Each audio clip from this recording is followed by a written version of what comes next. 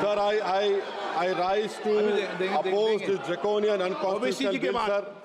OBC के बाद Sir, मुझे सिर्फ 2 मिनट दीजिए sir. ओबीसी के बाद Sir, this bill violates the right to democratic self-government, which is part of Article 1419. And if a legislative assembly is dissolved, sir, and midterm elections are conducted, the tenure of that assembly will not be for 5 years, sir.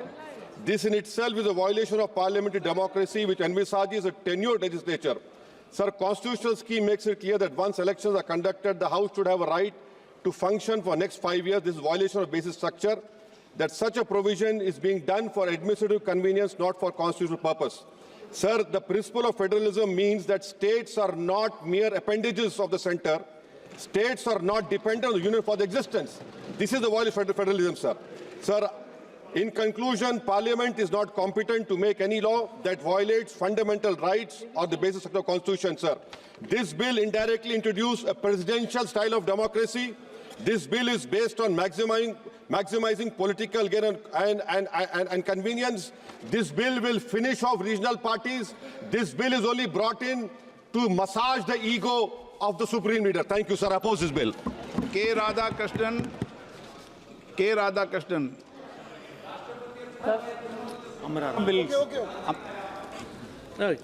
Amraram जी माननीय अध्यक्ष महोदय, जो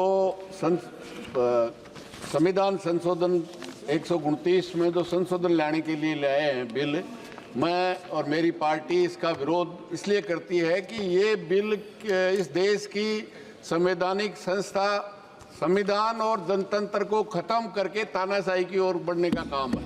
इससे ज़्यादा कुछ नहीं है, क्योंकि आप खर्चे की बात करते हैं, जिसको 1 साल होगा उसके 4 साल में आपके जनतंत्र की हत्या करने का काम ये संविधान संशोधन, ये जो बिल लेके आए हैं, ये करने का काम करेगा। आइंदा भी निश्चित रूप से आप बताइए, लोकल बॉडी जो पंचायत और नगर पालिकाएं स्टेट गवर्नमेंट का है, उसको भी आप लेना चाहते हैं। क्यों लेना चाहते हैं कि एक हमारा ही चलेगा, बाकी देश का किसी भी राज्य का जो भिन्न भिन्न संस्कृति है, भाषा है, उसके अनुसार हमारे देश के संविधान ने उनको राज्यों को बनाया है, उनकी विधानसभा बनाया है, उनके अधिकार हैं, वो सब अधिकार आप इस बात के माध्यम से यहाँ लेना चाहते हैं। और केवल इसलिए कि तानाशाही फासिस्ट जो ताकत आप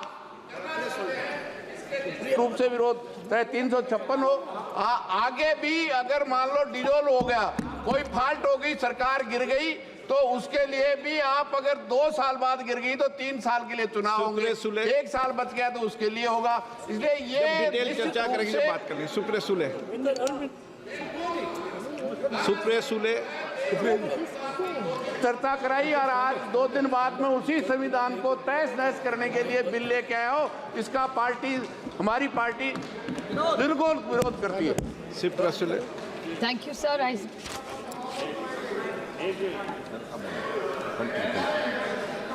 Sir, on behalf of the Nationalist Congress Party SP, I oppose the 129th Constitution Amendment Bill.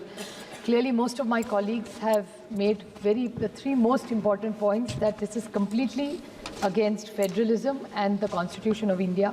The centre and the states have their own tenures and terms.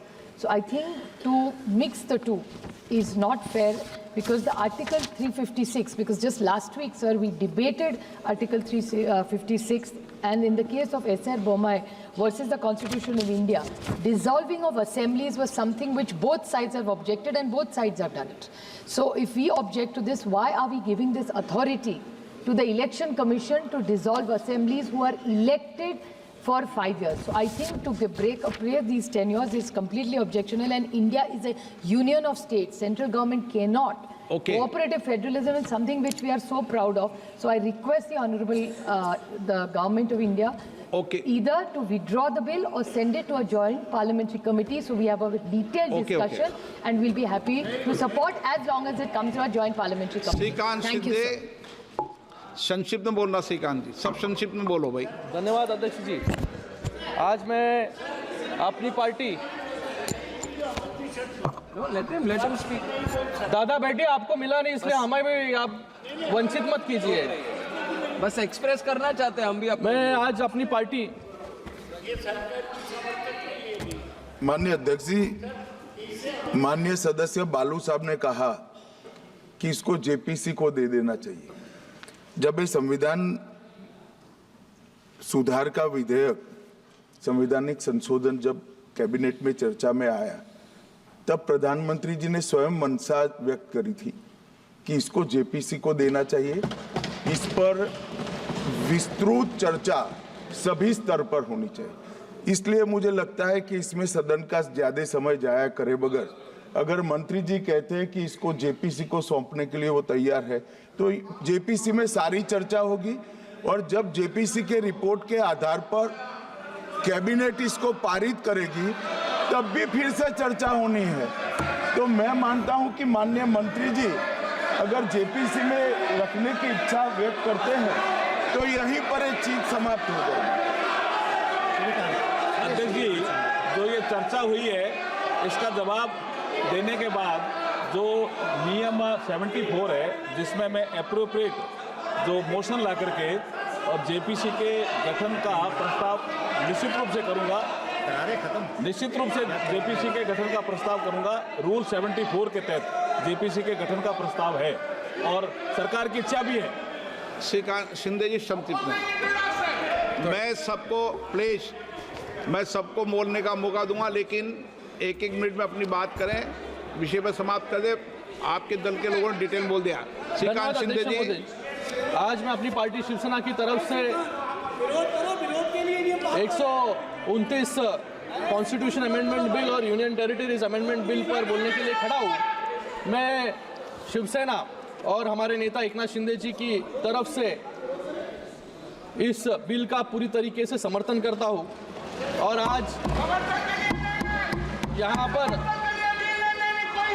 विपक्ष वाले 6 महीने से हर एक मुद्दे को असंवैधानिक बताने की कोशिश यहाँ पर कर रहे हैं।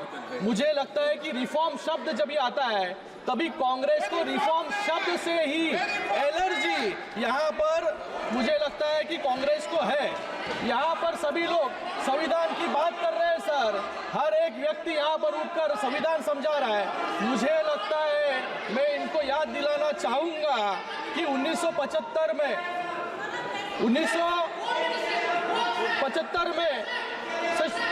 इंदिरा गांधी सर ये बिल जो 1975 को शुरू करता हूँ, इंदिरा गांधी जी को इलाहाबाद हाईकोर्ट ने इलेक्शन मैल प्रैक्टिस। अरे वो विषय क्या है, आप संक्षिप्त में करिए। सर एक पॉइंट बोल रहा हूँ सर, यानी इलेक्शन मैल प्रैक्टिस और यानी चुनावी भ्रष्टाचार के लिए गिनती पाया और 6 साल के लिए डिस्क्वालीफाई कर दिया।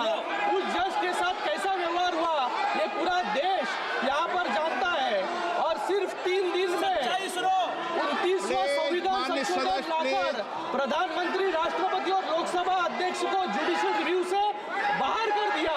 ये इनका संविधान है सर, ये फेडरलिज्म। माननीय सदस्य प्लीज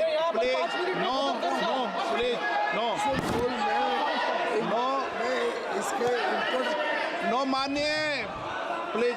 ये बिल क्यों जरूरी है ये 2 पॉइंट्स में समझाना चाहूंगा सर। समझ गए आप। NK Premchand ji, NK Premchand please covid समिति जो गठित हुई उन्होंने वाइड पब्लिक कंसल्टेशन किया। स्पीकर सर 47 राजनीतिक दलों ने अपनी राय प्रस्तुत की। Speaker sir, thank you very much for affording me this opportunity to speak on the introduction of the bill. Hey, Bhagwaida, NK Premchand ji, Dharmendra ji, sir, NK Premchand ji. thank you very much, Mr. Speaker, sir, for affording me this opportunity to oppose the introduction of the bill. Please On behalf of my party, sir, on behalf of my party. एक second sir Covid समिति की report है, उन्होंने wide public consultation किया sir कि 47 राजनीतिक दलों ने अपनी राय प्रस्तुत की जिसमें 32 दलों ने वन नेशन वन इलेक्शन को समर्थन किया। ये दिखाता है कि देश के अधिकतर राजनीतिक दल Supriya ji, सर है। Sir, on behalf of my party, sir, Speaker sir, Speaker sir, Speaker sir, on behalf of my party, Revolutionary Socialist Party, RSP, I vehemently oppose the introduction of the bill, this Constitution Amendment Bill. Sir, on 3 grounds, I will confine to the points, the legislative competence only. I fully associate with the observations made by, very crisply, he has made it in a very good sense. I fully associate with the submission made by Sri Manish Tiwari. Sir, 3 grounds. Number 1 is, it attacked the basic root of federalism of the Constitution.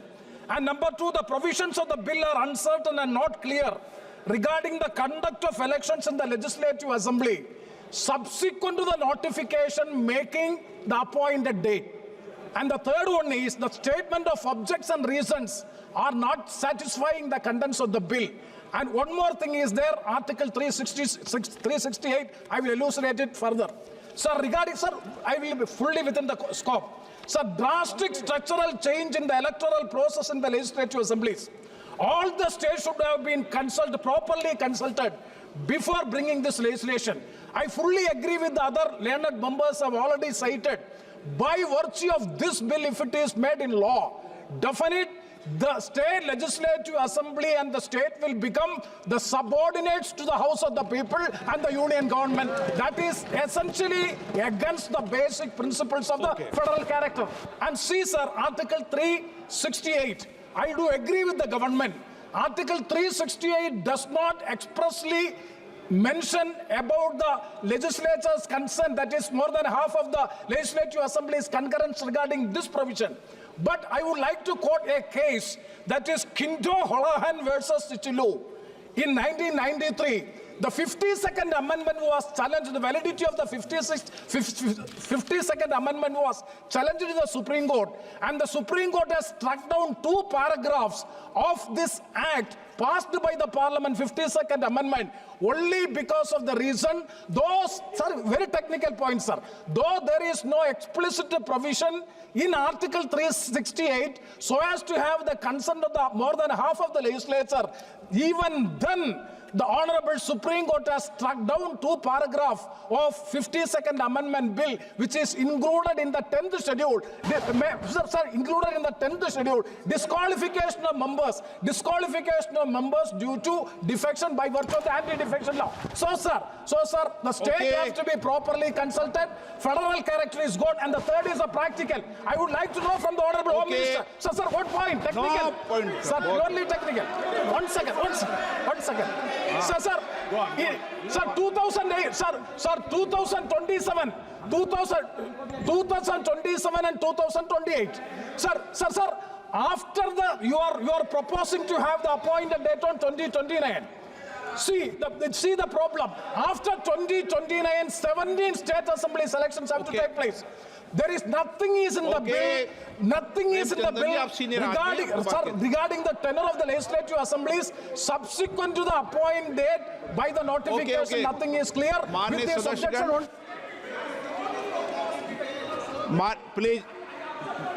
Please एक minute बैठिए बहुत हो गया बैठिए एक minute बैठिए एक minute point of order बाद में लेंगे। माननीय सदस्यगण, पहले भी मैंने सारी व्यवस्था दे चुकी है और मैंने पूरी परंपरा पुरानी भी सब बता चुका हूं आपको। अब माननीय मंत्री जी ने भी ये बता दिया है कि जेपीसी इसके लिए गठन होगी, ऐसा माननीय मंत्री जी ने एक मिनट, उस समय जेपीसी के समय व्यापक चर्चा होगी और सब दल के सदस्य होंगे, उसमें डिटेल चर्चा होगी और उसके बाद जब बिल आएगा उस समय आपको व्यापक चर्चा, आप जितने समय चाहोगे उतने घंटे आपको व्यापक चर्चा दी जाएगी, पूरा समय दिया जाएगा, सबके दल के सदस्यों को समय दिया जाएगा। ये मैं आपसे कह सकता हूं कि उस समय जब इस बिल पे लाएगा तो पूरी डिटेल चर्चा होगी सभी माननीय सदस्यों को। जितने दिन आप चर्चा जाएंगे उतने दिन से आपको चर्चा का समय दिया जाएगा। मैं माननीय मंत्री जी से आग्रह करता हूं अपनी बात रखें, मैं सबको मौका दूंगा। धन्यवाद अध्यक्ष जी।